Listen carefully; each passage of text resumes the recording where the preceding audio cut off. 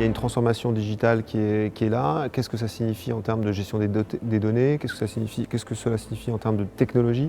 Et donc, avec le portage de Pôle Pharma, c'est vraiment l'occasion pour nous d'échanger autour de la même profession, avec des partenariats différents et d'imaginer comment on va transformer nos organisations. On est dans un monde qui a énormément de données, qui est en train de changer, où on nous propose énormément d'outils. Et aujourd'hui, c'est arriver à trouver un sens à l'ensemble de ces outils et voir comment ils vont nous aider à pouvoir justement basculer dans le futur.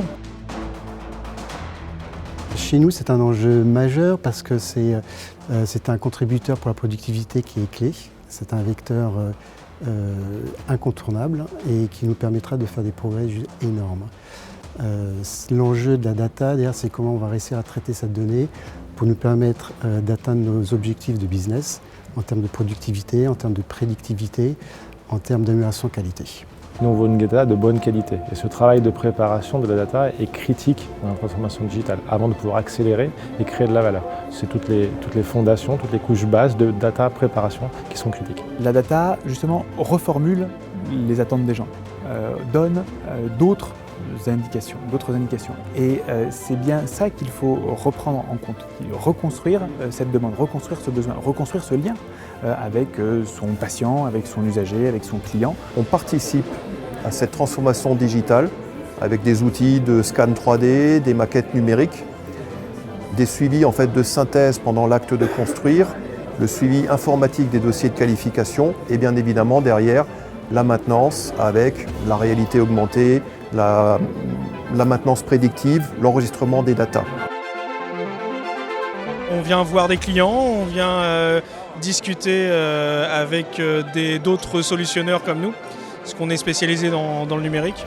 Puis après, l'ambiance est bonne. Je viens effectivement rencontrer surtout les gens avec qui on travaille et découvrir éventuellement d'autres partenaires, notamment dans le cadre du consortium.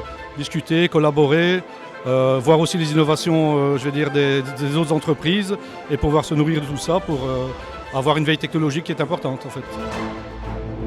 C'est vrai que ce colloque nous permet d'avoir des contacts avec des niveaux d'interlocuteurs qui sont un petit peu différents de ce qu'on a au quotidien. On a trouvé avec d'autres exposants des liens à tisser pour développer aussi notre réseau sur le secteur de la pharmacie et puis plus largement sur les industries du futur. C'est vraiment l'occasion de réunir les différents acteurs du monde pharma, de la région, du territoire. C'est l'occasion d'échanger entre gens du même métier, des préoccupations qui sont communes.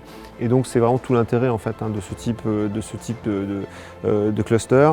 Derrière ça, c'est ce qui permet aussi d'avoir ce niveau de confiance pour générer et imaginer des solutions comme le consortium blockchain. C'est parce qu'effectivement il y a déjà ce premier niveau de confiance qui est présent qu'on peut ensuite commencer à bâtir pour le futur. Donc indispensable d'avoir cette gouvernance commune autour de notre métier et cette industrie de la pharma.